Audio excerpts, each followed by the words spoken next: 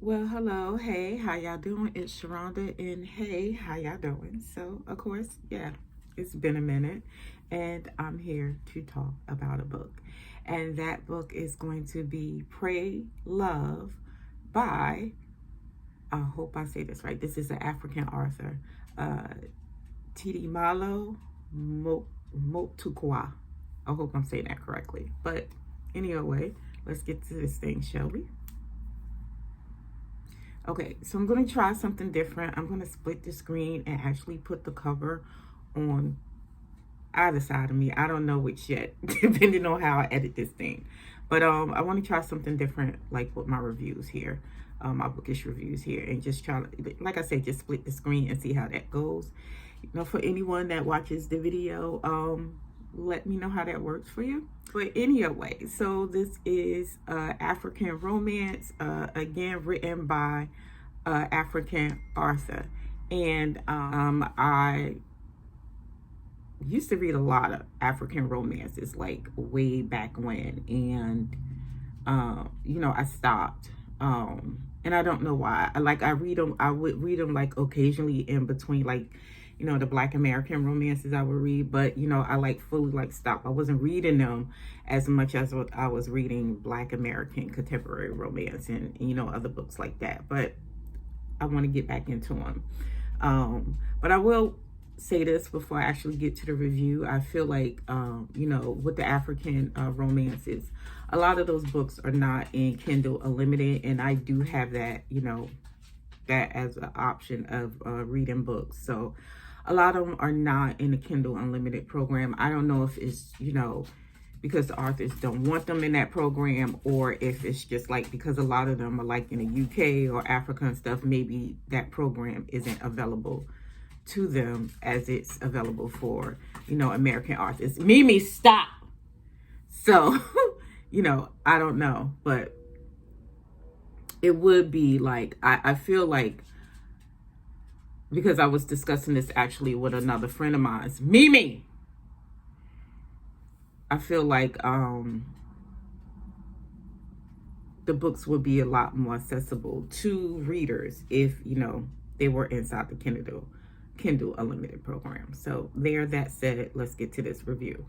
So this is a really short book, around about 88 pages. It is part of a series that this author has with other African authors, which is called the Love Note series. This is book 6 in the series. These books focus on different couples, so you don't have to worry about going back to read the first book in the series. You can start off with this book if you like. This book is not in the Kindle Unlimited program. I think I caught it on sale for like $1.99, I think. So yeah, and these books are published through Love Africa Press, which is a publisher that distributes a lot of these African romances. So check them out, follow them, and they're always like listing sales and stuff. So if you are interested in reading a book by African author, you can always follow them and catch up on these books that they are releasing. And this book was previously published before, but it is a re-release with a new cover, as you can see, which I love this cover. It's so cute. But in this book, we have I hope I'm pronouncing this character name right. Her name is, I'm just gonna call her Amo. So she is single at this point in her life. She is just like recovering from they called it recentering or something in this book, but it was like she's recovering. She's still kind of like come back from being laid off in the industry that she works at there in Africa. This book is based in Africa. And she's a civil engineer. She was laid off from this mining firm, and right now she kind of like finds herself in a bind because simply her money is running out, right? And she's single. Her parents died when she was young. She was raised by her aunt, who was her mom's twin sister, who was also childless. And when her parents died, her aunt took her in. So it's not like she grew up like poor or anything like that. Her parents left her a good inheritance, left her a house and stuff like that. But like I said, right now her money is running dry, and she needs money. So she's also kind of like, I wouldn't say introverted, but she does kind of like stays to herself. She doesn't have a lot of friends. From me reading this book, she didn't have a lot of friends. She kind of like kept to herself. She did have some friends, like, because she was single, didn't have any kids or anything like that. She traveled with these friends and, did things with them, such things that people do. But she's like 29 now, and a lot of her girlfriends are married or engaged or with boyfriends. So, all that running around single travel life ain't working anymore for them. So right now she kind of like finds herself by herself, right? And she's not struggling, but she's in the midst of struggling because of these layoffs that happen in her industry. So she also is having a problem with the bank. She took out kind of like what I would say like a second mortgage out on a home that her parents let, not out on a home, but she took out a loan to open up her own business. That business fell through, did not work. She ended up selling it, but it wasn't enough to cover this loan that she had to pay off. So right now, again, she's in a bind. And her aunt tells her, hey, why don't you take on some housemates? You have this house to yourself. It was like a 4-bedroom or I think it was a 4-bedroom, because she took on 3 housemates. So it was like this big house that her parents had left her.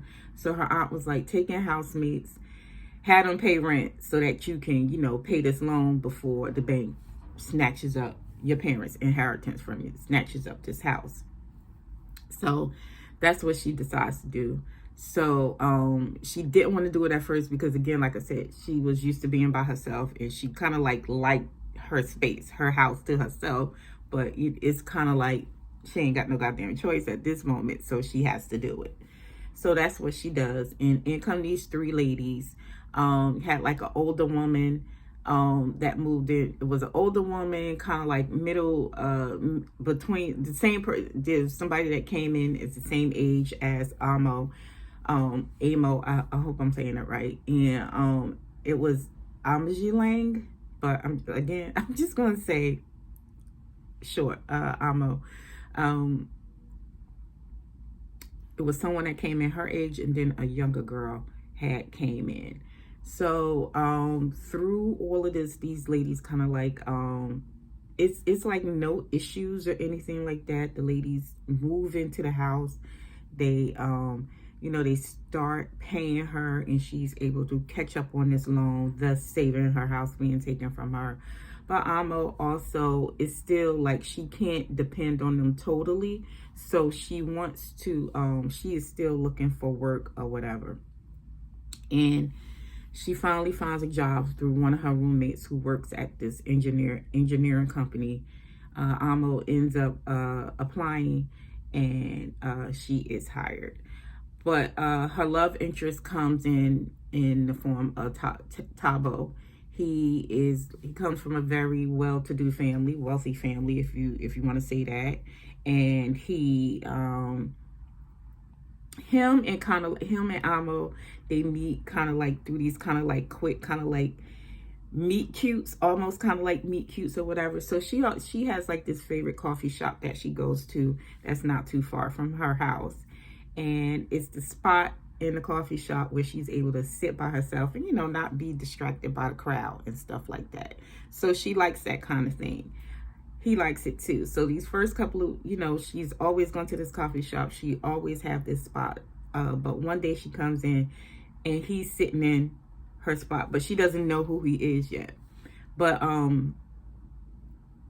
he's sitting in her spot, and he kind of like takes to like this teasing her, seeing if she's gonna come like confront him, like, what are you doing in my chair? My seat, this is my seat, I'm always sitting here. But she never does, because Amo is not a confrontational person. She kind of like, she's pissed off at first, but then they kind of like having like these cute kind of like interactions or whatever. She starts enjoying seeing him kind of like tease her, kind of like dare her to come over to him and ask him why is he sitting in her seat or whatever. but she never does. But again, they have kind of like these look, kind of like I said, cute meet interactions or whatever. But Tabo comes from a very well-to-do family. He ends up being the CEO of this company that Amo will eventually work at because his father gets sick. He does have an older brother and I think he was the youngest, an older sister, whatever. But the older brother was like a doctor, and the sister was already a lawyer for the company. So here, child, the duties now go to you, okay? So, so in which he's fine with. He didn't fight her or anything like that.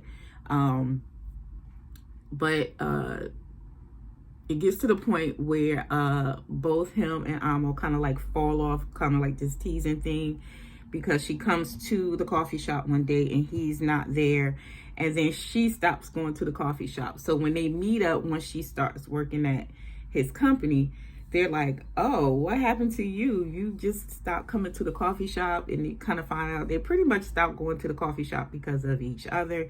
He stopped going initially first because she stopped coming, but she had went on like vacation or something like that. So he was like, you know, I didn't think you was going to come back. So, you know, I just stopped going or whatever. So, you know, they get to know each other a little bit or whatever, even though she's like technically his boss.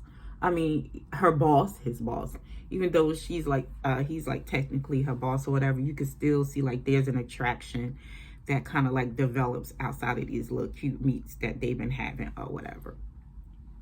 So that's just kind of like the meat and bones of the story, right? So for the most part, I did like the book. I thought it was a really cute short read. Really kind of like a non-problematic story. This is Insta Love. If you are not a fan of Insta Love, I suggest bypassing this book. Tabo and Amo, they get together pretty damn quickly after they meet up again with her working, you know, for him now. And I do think the author did a very good job of kind of like, even though it's Insta Love and it in their relationship moves pretty damn quickly, you know, once they meet back up. I think the author did a good enough job of explaining like these two, you know, eventually getting to know each other a little bit, because I think they were together for like, by the time we get to the end of the book, I think they were like together for like 3 months before it was just like she's pregnant and they're gonna get married. And I was like, okay. But again, I do feel like the author did a good job of explaining them getting to know each other, because they did have a couple of date nights. She did meet his family. He didn't meet her aunt because her aunt, due to work or whatever, ended up moving to China to work. So, you know, her aunt was still in her life, but her aunt was in another country or whatever. So he didn't get to meet her aunt or whatever, but she ended up telling him about her aunt, how her aunt raised her after her parents passed on.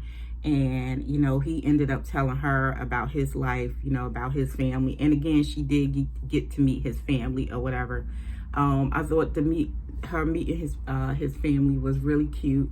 The mother was kind of like pressuring him, like, are you going to ask her to marry her? Are you going to marry her? Like, I want more grandkids. You know, the things goddamn black parents do when you bring somebody home, like, you gonna marry her, you gonna give me some more grandbabies, even though you got like 10s or 11s of grandbabies already. But, you know, but I did like when she found out she was pregnant, I love that the author put in there that, you know, and she did agree to marry him, that she did put in the book that they were going to have some type of therapy together, because of the loss of her parents at such a young age. She never really went into relationships because of fear of, you know, losing someone that was close to her. Even though her aunt came in her life and kind of like did not leave her until she was an adult, but she still kind of like had those fears in the back of her head or whatever. So she never really like pursued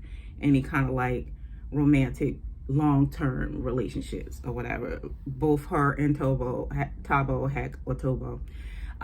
had kind of like these you know, these random hookups or whatever. And with Tobo, he never really, even though he was a very, you know, a well-off, wealthy man, and he was good looking, you know what I mean, which makes him very eligible. but he just really never like found the one, and he was kind of like the man that didn't want to like settle or make a woman just like, you know, marry me or whatever, and they both be unhappy in the situation. I do love that we did get some backstory on her roommates. I don't know if her roommates are in the other books or if they will be in future books. I don't know, but I do love that we got like backstories on them. You know, the older woman, I can't remember their names right now, but the older woman, you know, she came from a very abusive marriage, ended up being, you know, just leaving that and kind of like recovering and becoming a teacher, getting her certificate to become a teacher, and just kind of like, you know, living her life, you know, without the kind of like trappings of like being married and, you know, being in abusive relationships anymore. The woman that was the same age as Amo, she was pretty much kind of like, you know, I don't think there weren't any. No, she worked at the company that Amo worked at. She was the one that eventually ended up telling her like, hey, my company is hiring.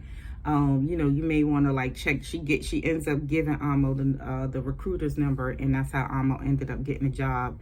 So they were kind of like a little bit closer, even though all these women had kind of like developed this sisterhood through them living together. And then a young girl, she was a whole goddamn mess. She was a mess, dealing with an older man that was kind of like playing her and stuff like that. Like it was crazy. And it took those women sitting down telling her like, girl, you need to leave him alone because he was using you. He's using you because you young and you dumb, okay? And yeah, you need to get up out that situation. And Amo, we also get it where Amo is kind of like, it wasn't too much conversation on kind of like how the society is kind of like male dominated, and how a lot of these men, even if they call themselves friends with these women, they end up using them. You know what I mean? Amo kind of like when she went to the bank to talk to the loan officer about this loan, like, hey, I'll pay you soon, I just need a little bit more time or whatever. You know, how kind of like a lot of these men would use their position and power to kind of like prey on women. We saw it like twice with Alma when she went to see this loan officer. He was trying to like take her out for dinner or whatever, and she was like, nope, not me, I'm not doing it. I'll figure out a goddamn way because you ain't gonna be trying to play me out, okay? Very smart lady. And who else? And then it was like one of her ex-co-workers, you know, was trying to hook up with her. He actually worked at the company that she got hired at, but he ended up getting fired because he was an asshole towards the girl that moved in, one of her roommates, the one that got her, that told her about the job or whatever. And he knew that the company was hiring, but refused to tell Amo about it because, quote unquote, he didn't think she fit the job. He didn't think she was smart enough for the job or whatever. It's like, she's an engineer too. Why, like, y'all worked together previously. Why would you think like this woman would not fit the job? But child, that's that misogyny. And girl, he was a hot mess, but he ended up getting fired because he was harassing her roommate that lived with her. But for the most part, like I said, I liked the book. It was pretty cute. If you like non-problematic romances, quick reads, definitely check out Love Pray. But if you like cute romances, check out Love Pray by Tidimalo. You see her name on the side of the screen, but yeah, really great read. And yeah, that is it for me. And until the next one, later days. Bye.